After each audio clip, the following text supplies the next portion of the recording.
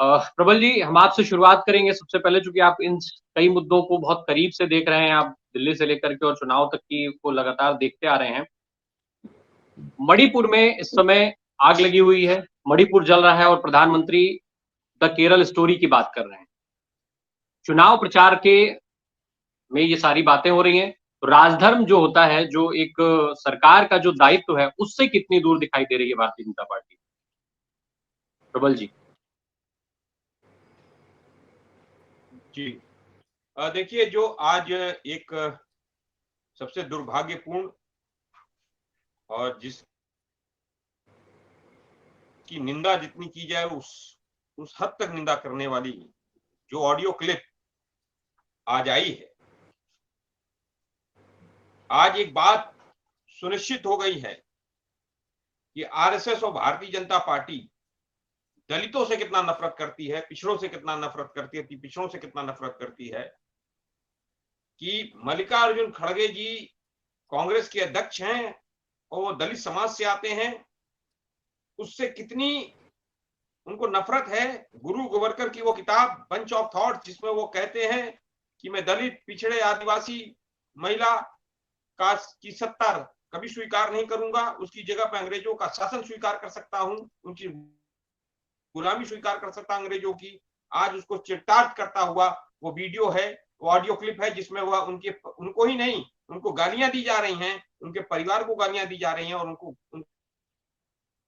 मारने का कत्लेआम, उनके पूरे परिवार को खत्म करने की एक साजिश की जा रही है। और वो साजिश कर्नाटक के सबसे बड़े, कर्नाटक, केरला और महाराष्ट्र के, जिसको भारतीय जनता पार्टी ने टिकट दिया, नरेंद्र मोदी ने टिकट दिया, उसके मार्फत मरवाने की कोशिश, एक मरवाने की साजिश, कत्ल करने की साजिश, ये जो कोशिश हो रही है भारतीय जनता पार्टी या नरेंद्र मोदी की तरफ से, ये इसकी निंदा होनी चाहिए।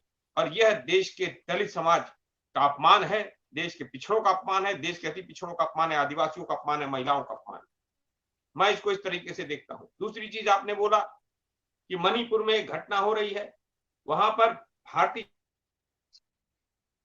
जनता पार्टी की सरकार है और उस सरकार ने एक ऐसे कम्युनिटी को शेड्यूल ट्राइब का दर्जा दे दिया है कि बाकी वहां पर बिना उन लोगों को कॉन्फिडेंस में लिए हुए बाकी आदिवासी समाज के लोगों, वहां पर आदिवासी समाज में गुस्सा है और वहां पर एसटी शेड्यूल ट्राइब्स लोग वहां पर आंदोलन कर रहे हैं, वहां पर आगजनी फैली हुई है, कितने लोगों को अपना घर बार छोड़कर जाना पड़ा है, सेना की टुकड़ियां लगी हुई हैं। और ये पहली घटना नहीं, इसके पहले भी पूर्वोत्तर के 2 राज्यों में गोलियां चली हैं। ये पहली बार हुआ है कि एक राज्य की सैन्य पुलिस बल दूसरे राज्य के पुलिस बल के साथ फायरिंग हो रही है। तो जिस तरीके से भारतीय जनता पार्टी, नरेंद्र मोदी की सरकार काम कर रही है, वो इस देश के लिए बहुत घातक। अब आप केरल की बात कर रहे हैं। केरल जो स्टोरी है वो पूरी मिथ्य पे है, पूरे तरीके से बोगस है। वो एक एजेंडा है नरेंद्र मोदी का। ये बता रहे हैं कि इतने लोग आईएसआईएस में चले गए, यानी आप ग्लोबल पोजीशनिंग कर रहे हैं भारत के, कि भारत में आतंकवादी पैदा होते हैं। नरेंद्र मोदी के एजेंडे में भारत में आतंकवादी पैदा होते हैं, आईएसआईएस में जाके शामिल हुए। यार, ये रिपोर्ट अमेरिका में नहीं आई, एफबीआई की रिपोर्ट नहीं है, सीआईए की रिपोर्ट नहीं है, MI6 की रिपोर्ट नहीं है, और भारत के अंदर नरेंद्र मोदी ऐसा काम करते हैं कि अपने ही देश के लोगों को आतंकवादी बताते हैं।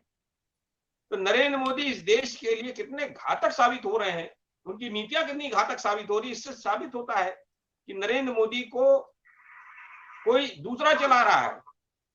मुझे लगता है कि नरेंद्र मोदी इस देश के अंदर हिंसा, नफरत फैलाकर किसी दूसरे का एजेंडा सेट कर रहे हैं।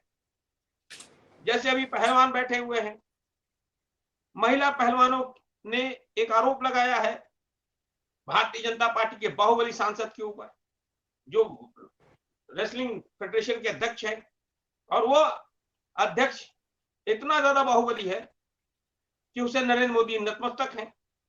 और उस बाहुबली सांसद के व्यापारिक रिश्ते भी साइलो बिजनेस में अडानी के साथ है। तो यानी सुपर पीएम है, इस देश का सुपर पीएम अडानी हो चुका है। वह जब निर्णय लेगा तभी देश के अंदर दूसरे लोग निर्णय लेंगे, प्रधानमंत्री निर्णय लेंगे। बाहुबली सांसद को जेल भेजना है कि नहीं भेजना है, बाहुबली सांसद को सस्पेंड करना है कि नहीं करना है, निकालना है कि नहीं निकालना है। ये बड़ी ही एक घातक पोजीशन पे भारत पहुंच चुका है, बहुत ही घातक पोजीशन पे भारत पहुंच चुका है। मतलब ऐसी पोजीशन पे भारत आ गया है कि मतलब देश के अंदर मार काट मची हुई है, नफरत का एजेंडा। और आप सोचिए कि जिस तरीके से इनको बजरंग दल पर बड़ा बातें करते हैं नरेंद्र मोदी जी, लेकिन बजरंग दल के बैंड पर हल्ला करते हैं, लेकिन बजरंग बजरंग पुनिया जो बैठा हुआ है यहाँ पर महिलाओं पहलवानों के साथ न्याय के खिलाफ, उनकी कोई चिंता नहीं, उनको कोई चिंता नहीं है उसकी कोई चिंता नहीं है। और बजरंग बली जो हनुमान जी के भक्त हैं, ये पहलवान अखाड़ों में, भारत के अखाड़ों में हनुमान जी की पूजा करने के बाद ही अखाड़े में पहलवान उतरता है। ये जितने पहलवान हैं जो यहाँ पर न्याय की भीख मांग रहे हैं, न्याय के लिए संघर्ष कर रहे हैं, वो सब बजरंग बली के भक्त हैं, हनुमान जी के भक्त हैं। बजरंग दल की चिंता है, जो बजरंग दल के लोग हैं जो मारकाट करते हैं, और जो असली बजरंग बली के भक्त हैं, जो ये पहलवान हैं, उनको अपमानित करने का काम अगर कोई कर रहा है तो नरेंद्र मोदी कर रहे हैं। उन बजरंग बली के भक्त, वो महिला पहलवानों को की आंखों में आंसू लाने का काम अगर कोई कर रहा है, वो नरेंद्र मोदी कर रहे हैं। इससे ज्यादा कौन अपमान करेगा बजरंग बली का? नरेंद्र मोदी अगर किसी का अपमान कर, बजरंग बली का किसी ने अपमान किया है तो उसका नाम नरेंद्र मोदी है, और उनके नेतृत्व में ये सारे काम हो रहे हैं। तो प्रबल जी, सवाल ये है कि जिस अभी आज रोड शो हो रहा है, जो हुआ है दिन में, कल फिर है रोड शो, रैलियों की जो है संख्या अब लगातार बढ़ी है। एक समय पे बार बार ये कहा जा रहा था कि जो प्रधानमंत्री चुनाव में इतने सक्रिय रहते हैं वो कर्नाटक नहीं जा रहे हैं। कांग्रेस के राष्ट्रीय अध्यक्ष मल्लिकार्जुन खड़गे का एक बयान आता है जिसमें वो प्रधानमंत्री को जहरीला नाग जैसा कुछ बोलते हैं, तुलना करते हैं, कुछ ऐसी चीजें होती हैं।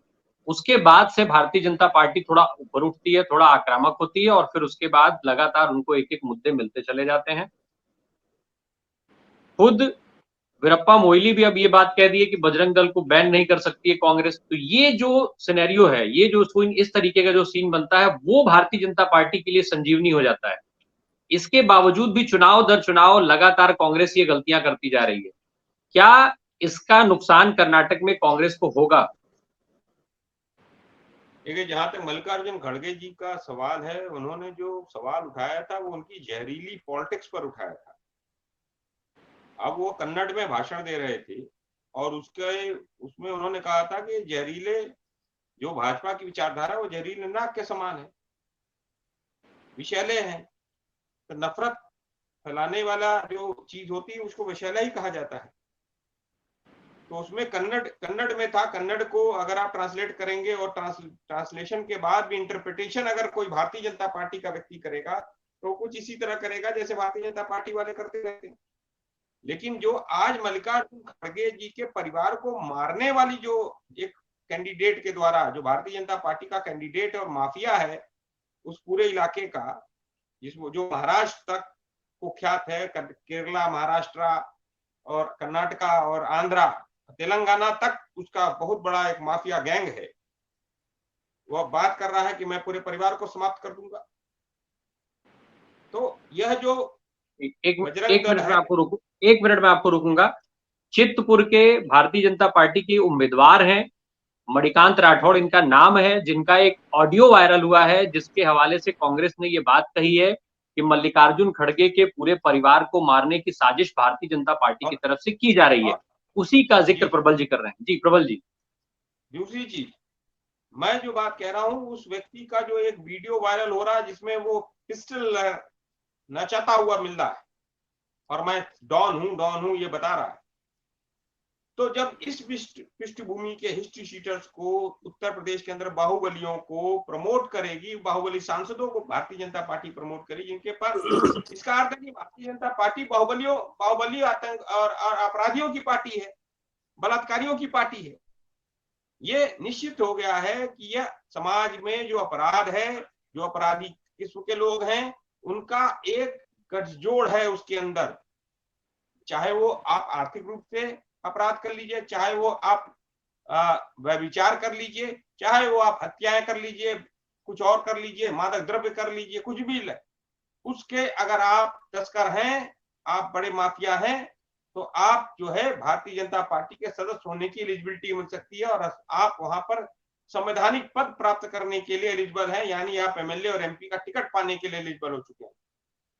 जहां तक आपने सवाल पूछा है कि कांग्रेस में गलतियां, कांग्रेस कहती कुछ और है, उसका इंटरप्रिटेशन गोदी मीडिया करता कुछ और है, ये सवाल है।